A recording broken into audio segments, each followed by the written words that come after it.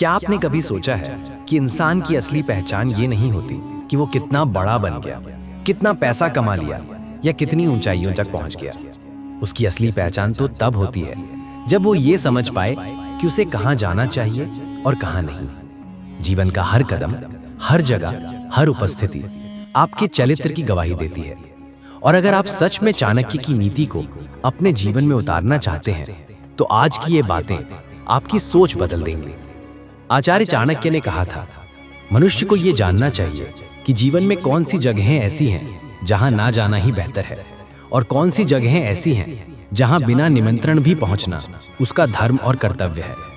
आज मैं आपको उन 7 जगहों के बारे में बताने जा रहा हूं जहां चाहे आपको बुलाया जाए या ना बुलाया जाए, आपको अवश्य पहुंचना चाहिए। ये 7 स्थान केवल सामाजिक कर्तव्य नहीं है बल्कि आपके मानवीय और आत्मिक धर्म का भी प्रतीक है। तो आइए इस गहन यात्रा की शुरुआत करते हैं। चाणक्य नीति नंबर 1, भाई या मित्र की पुत्री का विवाह। आचार्य चाणक्य कहते हैं, हे चंद्रगुप्त, भाई और मित्र केवल संबंध नहीं है, वे जीवन की नींव है। भाई रक्त का बंधन है, मित्र आत्मा का चयन है। और जब इनमें से किसी की पुत्री का विवाह हो तो वहां पहुंचना केवल शिष्टाचार नहीं बल्कि धर्म है। सोचिए जरा, विवाह कोई साधारण आयोजन नहीं है, ये तो एक यज्ञ है। शास्त्रों में कहा गया है कि कन्यादान सबसे बड़ा दान है। मनुष्य चाहे हजारों गौदान कर दे, चाहे धन दौलत लुटा दे, किंतु कन्यादान का पुण्य और महत्व सबसे ऊंचा है। और जब आपके भाई या मित्र की पुत्री का विवाह हो रहा हो तो वो अवसर केवल उनका व्यक्तिगत नहीं होता, वो पूरे परिवार और समाज का पर्व होता है। अब सोचिए, अगर आपका मित्र या भाई निमंत्रण देना भूल भी जाए या किसी कारण से आपके पास निमंत्रण ना पहुंचे तो क्या आपको अनुपस्थित रहना चाहिए? नहीं, बिल्कुल नहीं।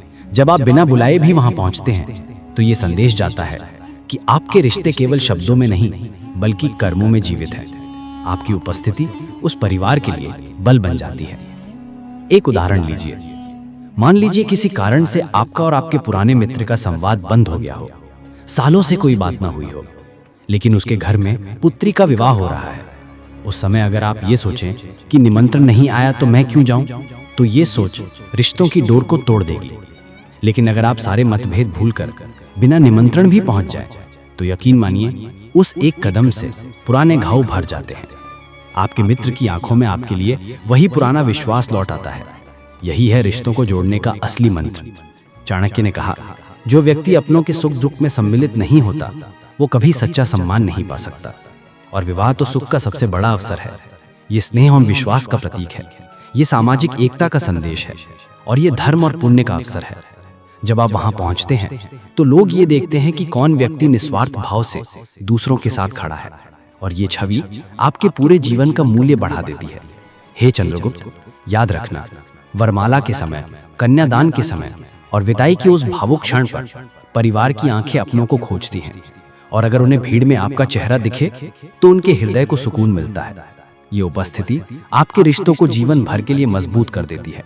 इसलिए चाहे निमंत्रण मिले या ना मिले, भाई या मित्र की पुत्री के विवाह में जाना आपका धर्म है। दोस्तों, अभी आपने जाना कि रिश्तों को निभाने की सबसे बड़ी कसौटी है उनके सबसे पवित्र अवसरों पर बिना बुलाए भी उपस्थित होना। लेकिन जीवन में केवल रिश्ते ही नहीं, गुरु शिष्य का बंधन भी उतना ही महत्वपूर्ण है। अब आपको आगे पता चलेगा कि कौन सी दूसरी जगह है जहां बिना निमंत्रण भी पहुंचना आपके जीवन को महान बना सकता है। चाणक्य नीति नंबर 2, गुरु का घर। आचार्य चाणक्य ने चंद्रगुप्त से कहा, हे चंद्रगुप्त, गुरु का स्थान देवताओं से भी श्रेष्ठ है। माँ तुम्हें जन्म देती है, पिता पालन करते हैं, लेकिन गुरु तुम्हें अज्ञान के अंधकार से निकालकर ज्ञान के प्रकाश की ओर ले जाते हैं। इसलिए गुरु का घर वो स्थान है जहां बिना बुलाए जाना शिष्य का धर्म है। गुरु का घर कोई साधारण मकान नहीं है, वो तो एक तीर्थ है, एक मंदिर है। वहां 4 दीवारें नहीं बल्कि ज्ञान की रोशनी रहती है। गुरु का घर वो स्थान है जहां शिष्य के मन से अज्ञान मिटता है, आचरण और संस्कारों का संचार होता है। केवल पुस्तकों का ज्ञान नहीं बल्कि जीवन जीने का तरीका सिखाया जाता है। सोचो चंद्रगुप्त मौर्य की कहानी, अगर वो आचार्य चाणक्य के चरणों तक ना पहुंचा होता तो क्या वो इतिहास में सम्राट कहलाता? नहीं। उसके भीतर प्रतिभा थी पर दिशा नहीं, बल था पर बुद्धि नहीं, और वही दिशा वही बुद्धि उसे गुरु के घर से मिली। गुरु का घर जाना केवल शिक्षा लेने के लिए नहीं है, ये विनम्रता का अभ्यास है, ये सेवा भाव का प्रतीक है। शास्त्रों में कहा गया है, गुरु ब्रह्मा गुरु विष्णु गुरु देवो महेश्वरा। गुरु सृजन भी हैं, पालन भी और संहार भी। एक प्रसंग, एक शिष्य प्रतिदिन अपने गुरु के घर जाता था, कभी अन्न का एक दाना लेकर, कभी जल का कलश लेकर। गुरु ने एक दिन पूछा, वत्स, तुम प्रतिदिन क्यों आते हो? क्या तुम्हें हर दिन नई शिक्षा मिलती है? शिष्य ने विनम्रता से कहा, गुरुदेव, शिक्षा तो आप जब चाहें तब देते हैं, लेकिन मैं इसलिए आता हूं ताकि मेरे मन को यह अनुभव हो कि मैं आपके पास हूं, आपके चरणों में बैठा हूं। यही अनुभव मेरे लिए सबसे बड़ा ज्ञान है। गुरु ने मुस्कुराकर आशीर्वाद दिया और कहा, वत्स, यही भाव तुम्हें महान बनाएगा। यही है गुरु के घर की महिमा। वहां जाना केवल ज्ञान पाने का मार्ग नहीं है, वो तो आत्मा को पवित्र करने का अवसर है। हे चंद्रगुप्त, जब भी गुरु के घर जाओ, विनम्रता के साथ जाओ, खाली हाथ न जाओ। चाहे साधारण सी वस्तु हो, लेकिन श्रद्धा से अर्पित करो। उनके चरणों में बैठो और उनके वचनों को मन में उतारो। गुरु के घर की यही सेवा तुम्हारे जीवन को वरदान बना देगी। अब तक आपने जाना कि रिश्तों और गुरु के घर में बिना निमंत्रण जाना क्यों धर्म है। लेकिन जीवन केवल इतना ही नहीं है। कुछ ऐसे स्थल भी हैं जहां जाकर आपका मन, आपकी आत्मा और आपके विचार शुद्ध हो जाते हैं। और चाणक्य कहते हैं कि वहां पहुंचना ही मनुष्य का सबसे बड़ा सौभाग्य है। अब अगले हिस्से में हम जानेंगे कि 5वां और 6ठा स्थान जहां बिना निमंत्रण भी पहुंचना हर मनुष्य का कर्तव्य है। क्या आपने कभी गौर किया है कि इंसान का मन एक नदी की तरह है? अगर नदी को सही दिशा ना मिले तो या तो बाढ़ लाती है या दलदल में फंस जाती है। लेकिन जब उसे सही मार्ग मिलता है तो वो खेतों को सींचती है, जीवन को पोषित करती है। इंसान का मन भी वैसा ही है, और ये दिशा मिलती है सत्संग से। चाणक्य नीति नंबर 3, सत्संग, साधु संतों का संग। आचार्य चाणक्य कहते हैं, जैसा संग वैसा रंग। मनुष्य का स्वभाव और उसका भविष्य उसके संग के आधार पर तय होता है। हे चंद्रगुप्त, ये याद रखना, अगर तुम चोरों की संगति करोगे तो चोरी करना सहज लगेगा। अगर तुम आलसियों के बीच रहोगे तो मेहनत बोझ लगेगी। लेकिन अगर तुम सत्संग में जाओगे तो मनुष्य का असली धर्म तुम्हारे भीतर जाग उठेगा। सोचो जरा, जब कोई व्यक्ति बिना निमंत्रण भी किसी सत्संग में पहुंचता है तो वो केवल एक सभा में नहीं जाता, वो तो अपने जीवन की गाड़ी को सही पटरी पर चढ़ाने जाता है। वहां के हर शब्द, हर भजन, हर उपदेश उसके भीतर नई ऊर्जा जगाते हैं। शास्त्रों में कहा गया है, सत्संगति ही किम करोति, अर्थात सत्संग से बढ़कर और कोई साधन नहीं है। एक उदाहरण, एक व्यापारी था जो हमेशा चिंता और क्रोध में रहता। घर में कलह, व्यापार में हानि और मन में बेचैनी उसका जीवन बन गया था। एक दिन उसके मित्र ने कहा, चलो मेरे साथ सत्संग में। व्यापारी ने कहा, मुझे समय कहाँ है? मित्र ने उत्तर दिया, तुम्हारे पास चिंता करने का समय है तो सत्संग में जाने का क्यों नहीं? व्यापारी अनमने मन से गया, लेकिन वहां संत की बातें सुनकर उसका दृष्टिकोण बदल गया। धीरे धीरे उसका स्वभाव बदलने लगा। परिवार में प्रेम लौटा, व्यापार में ईमानदारी से उन्नति हुई और सबसे बढ़कर उसका मन शांत हो गया। यही है सत्संग की शक्ति। इसलिए चाणक्य कहते हैं, सत्संग में निमंत्रण का इंतजार मत करो। अगर सुनो कि कहीं संत आए हैं, कहीं भजन कीर्तन हो रहा है, कहीं सत्य और धर्म की बातें हो रही हैं, तो बिना सोचे समझे वहां पहुंचो। सत्संग केवल एक आयोजन नहीं है, वो तो मन का स्नान है। जैसे शरीर को नहाने से स्वच्छता मिलती है, वैसे ही आत्मा को सत्संग से पवित्रता मिलती है। दोस्तों, अब तक आपने जाना कि रिश्ते निभाने के बाद और गुरु व संतों के घर जाकर हमने सीखा कि जीवन में बिना बुलाए भी उपस्थित होना कभी कभी हीरे जैसा मूल्यवान होता है। लेकिन एक ऐसी जगह है जहां बिना बुलाए पहुंचना केवल कर्तव्य नहीं, बल्कि जीवन का ऋण चुकाना है, और वो है माता पिता का घर। चाणक्य नीति नंबर 4, माता पिता का घर। आचार्य चाणक्य कहते हैं, माँ बाप के घर जाना शिष्य का नहीं, संतान का धर्म है, और संतान का पहला कर्तव्य है माता पिता की सेवा। हे चंद्रगुप्त, ये समझो, माता पिता वो वृक्ष हैं जिनकी छाया में तुम बड़े हुए हो। वे छांव देते हैं, फल देते हैं और आंधी तूफानों से बचाते हैं। अगर तुम उस वृक्ष की जड़ को ही भूल जाओगे तो तुम्हारा जीवन सूख जाएगा। सोचो, कितनी बार हम अपने दोस्तों से मिलने जाते हैं, रिश्तेदारों की दावतों में पहुंच जाते हैं, ऑफिस और काम में समय निकाल लेते हैं, लेकिन जब बात आती है माँ बाप के घर जाने की तो हम कहते हैं समय नहीं है। क्या ये न्याय है? माता पिता को बुलाने की जरूरत ही क्यों होनी चाहिए? क्या उन्होंने तुम्हें पालते समय निमंत्रण भेजा था? क्या उन्होंने ये कहा था कि बेटा आज मैं तुम्हारे लिए खाना बनाऊंगा, अगर तुम आना चाहो तो आ जाना?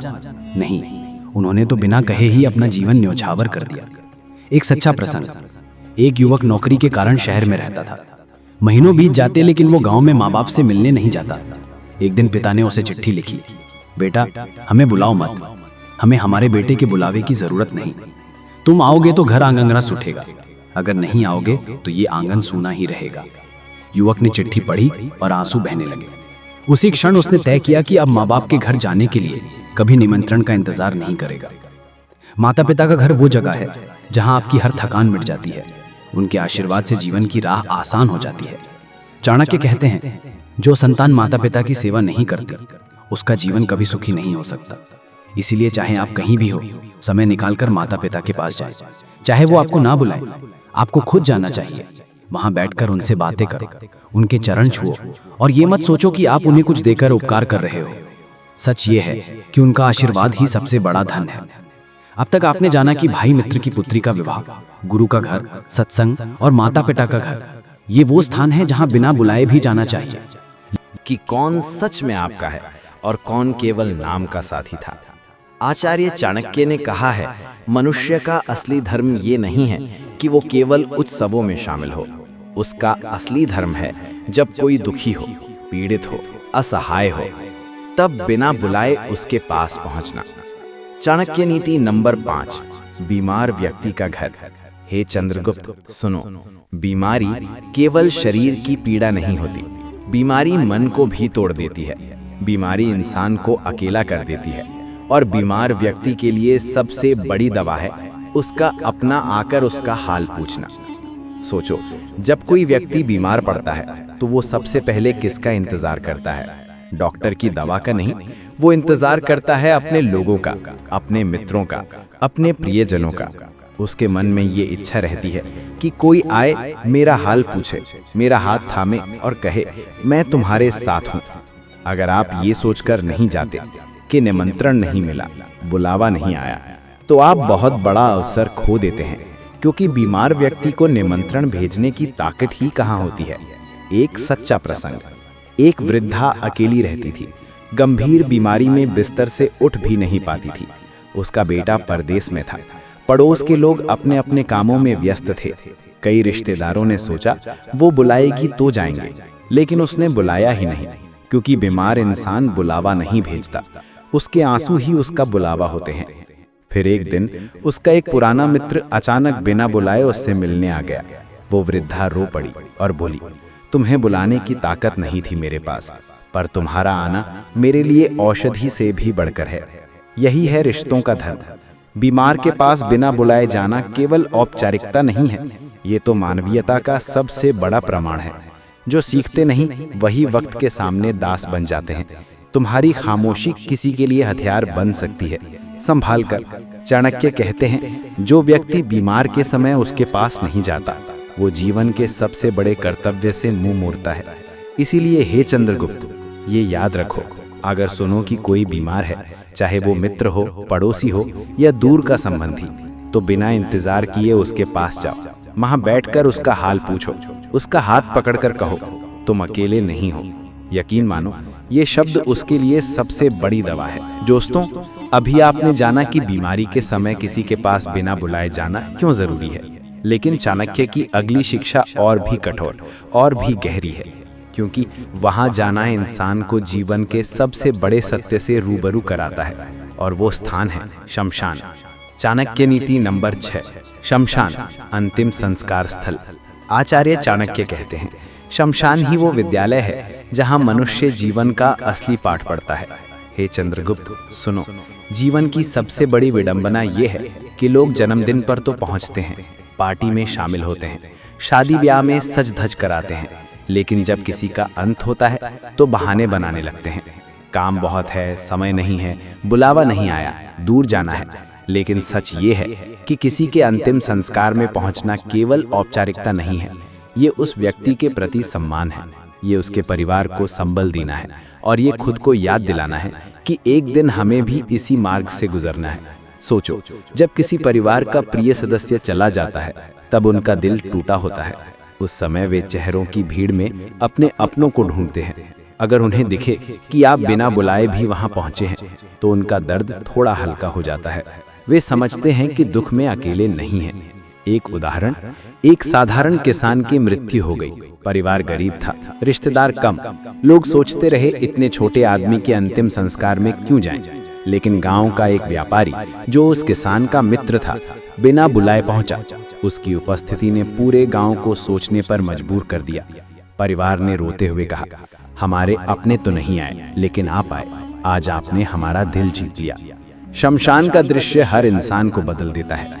जब आप चिता की लपटें देखते हैं तो अहंकार टूटता है। धन, दौलत, शोहरत, पद सब बेकार लगता है। वहां खड़े होकर यह अनुभव होता है कि जीवन क्षण भंगुर है। यही अनुभव इंसान को विनम्र, दयालु और जागरूक बनाता है। चाणक्य कहते हैं, जो व्यक्ति शमशान नहीं जाता वो जीवन का सबसे बड़ा पाठ नहीं सीखता। इसीलिए अगर सुनो कि किसी का निधन हुआ है तो बुलावे का इंतजार मत करो। बिना सोचे समझे वहां पहुंचो। परिवार को ढांढस दो। अपने हाथ जोड़कर मृतात् आत्मा को श्रद्धांजलि दो। यकीन मानो, ये कर्म आपके जीवन को पवित्र बना देगा। अब तक आपने जाना बीमार के घर जाना और शमशान में पहुंचना क्यों जरूरी है। ये दोनों स्थान हमें इंसानियत और विनम्रता सिखाते हैं। लेकिन चाणक्य की शिक्षा यहीं समाप्त नहीं होती। वे आगे कहते हैं कि एक और जगह है जहां बिना बुलाए भी पहुंचना चाहिए, और वो स्थान है संकटग्रस्त मित्र का घर। अगले हिस्से में आप जानेंगे चाणक्य नीति नंबर 7 और उसके बाद इन 7 नीतियों का सार जो आपके जीवन को बदल देगा। क्या आपने कभी सोचा सच्चा मित्र कौन होता है? वो जो आपके साथ हंसी मजाक करे या वो जो आपके साथ महफिलों में नाम कमाए? नहीं, सच्चा मित्र वही है जो आपके आंसुओं में भीगा हो, आपकी चोट को अपनी चोट माने और आपकी हार को अपनी हार। आचार्य चाणक्य कहते हैं, मित्र वही है जो संकट में भी आपके साथ खड़ा हो, और जो संकट में साथ ना दे सके वो केवल नाम का मित्र है। चाणक्य नीति नंबर 7, संकटग्रस्त मित्र का घर। हे चंद्रगुप्त, ये याद रखना कि मित्रता केवल सुख बांटने का नाम नहीं है। मित्रता का असली इम्तिहान तब होता है जब मित्र पर संकट टूट पड़े। सोचो, जब आपका मित्र दुख में है, व्यापार डूब गया है, बीमारी ने जकड़ लिया है या समाज ने उसे अकेला छोड़ दिया है, उस समय अगर आप भी बुलावे का इंतजार करते रहे तो आप मित्र कहलाने योग्य नहीं। संकट के समय मित्र बुलावा नहीं भेजता। उसकी खामोशी, उसका टूटना, उसकी आंखों के आंसू ही उसका बुलावा होते हैं। एक प्रेरणादायक प्रसंग। एक सैनिक युद्ध से लौटा। उसका एक हाथ कट गया था और आंखों की रोशनी भी कम हो गई थी। गांव के कई लोग उससे मिलने नहीं आए। उन्हें लगा कि अब वो बोझ बन गया है। लेकिन उसका बचपन का मित्र बिना बुलाए उसके घर पहुंच गया। उसने सैनिक का हाथ थामा और कहा, तूने इस देश के लिए इतना बलिदान दिया, अब मेरा धर्म है कि तेरे साथ खड़ा रहूं। तेरे आंसू अब मेरे हैं। सैनिक की आंखों से आंसू बह निकले। उसने कहा, तुम्हारे आने से मुझे ये लगा कि मैं अब भी अकेला नहीं हूं। यही है सच्ची मित्रता। यही है संकटग्रस्त मित्र के घर बिना बुलाए पहुंचने का धर्म। चाणक्य कहते हैं, जो मित्र संकट के समय आपके द्वार पर बिना बुलाए आता है वही सच्चा मित्र है, और जो मित्रता सुख तक सीमित हो वो मित्रता नहीं, व्यापार है। इसीलिए हे चंद्रगुप्त, अगर तुम्हें पता चले कि तुम्हारा कोई मित्र संकट में है तो मत सोचना कि वो बुलाएगा या नहीं।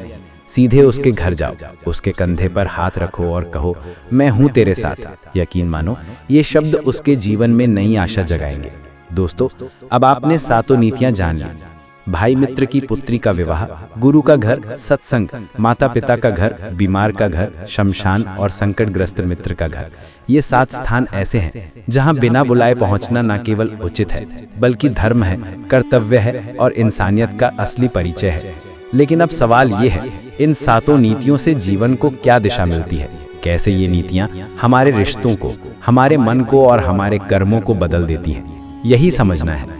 अब 7 नीतियों का गहरा सार। आचार्य चाणक्य की हर नीति जीवन के किसी न किसी पहलू को छूती है। अगर इन्हें जोड़कर देखें तो एक अद्भुत सूत्र निकलता है। मनुष्य का मूल्य उसके सम्मान में नहीं बल्कि उसके कर्तव्यों के पालन में है। 1, भाई मित्र की पुत्री का विवाह हमें सिखाता है कि रिश्तों में सच्ची उपस्थिति ही सबसे बड़ा उपहार है। 2, गुरु का घर हमें याद दिलाता है कि ज्ञान का आण कभी चुकाया नहीं जा सकता, केवल सेवा से निभाया जा सकता है। 3, सत्संग ये बताता है कि संगति जीवन की दिशा तय करती है।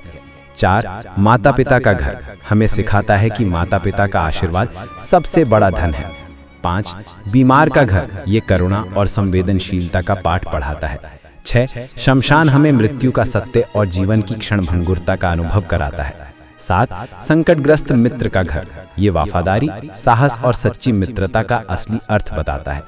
अगर इन 7 नीतियों को आप अपने जीवन में उतार लें तो आप केवल एक अच्छे इंसान ही नहीं बल्कि समाज के लिए दीपक बन जाते हैं। आपका आचरण ही आपका उपदेश बन जाता है। एक भावनात्मक दृष्टांत। एक गांव था जहां लोग केवल उत्सवों में मिलते थे, शादी, जन्मदिन, त्योहार। वहां भीड़ लग जाती थी, लेकिन बीमारी, दुख और अंतिम संस्कार में वही लोग गायब हो जाते। काम धीरे धीरे बंटने लगा, लोगों के बीच विश्वास घट गया। तभी एक बुजुर्ग ने कहा, हमारे रिश्ते केवल खुशी बांटने तक सीमित हो गए हैं। अगर हमें अपने गांव को जीवित रखना है तो हमें इन 7 जगहों पर बिना बुलाए जाना शुरू करना होगा। धीरे धीरे गांव बदल गया, लोग एक दूसरे के दुख सुख में शामिल होने लगे और वो गांव पूरे क्षेत्र का सबसे सुखी गांव बन गया।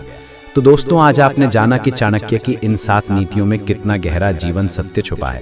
लेकिन ये यात्रा यहीं समाप्त नहीं होती, क्योंकि अब जरूरी है इन नीतियों को अपने जीवन में उतारना। और अगले वीडियो में हम आपको देंगे इन सभी नीतियों का व्यवहारिक मार्गदर्शन, कैसे इन्हें रोजमर्रा की जिंदगी में लागू करें, कैसे इन्हें अपने परिवार, समाज और व्यक्तिगत जीवन में जीवित करें। दोस्तों, अगर आज आपने इन 7 चाणक्य नीतियों को समझा और महसूस किया कि जीवन में सच्चाई, रिश्तों की महिमा और इंसानियत की शक्ति कितनी गहरी होती है, तो अब ये जिम्मेदारी आपकी है कि इसे केवल सुनने या पढ़ने तक सीमित ना रखें। सबसे पहले हमारे चाणक्य विवेक चैनल को सब्सक्राइब करें, क्योंकि ये चैनल आपको सिर्फ ज्ञान नहीं देता बल्कि आपकी आत्मा को झकझोरने वाला दृष्टिकोण देता है। हर वीडियो आपके अंदर छुपी हुई शक्ति और समझ को जगाता है। लाइक करें यदि आप मानते हैं कि रिश्तों की गहराई, गुरु का सम्मान, सत्संग, माता पिता का आशीर्वाद और संकट में मित्रता जैसी शिक्षाएं हर इंसान के जीवन का हिस्सा होनी चाहिए। एक लाइक आपका संदेश है कि आप भी अपनी जिंदगी में ये ज्ञान उतारना चाहते हैं। शेयर करें उन लोगों के साथ जिन्हें ये संदेश सुनना बेहद जरूरी है।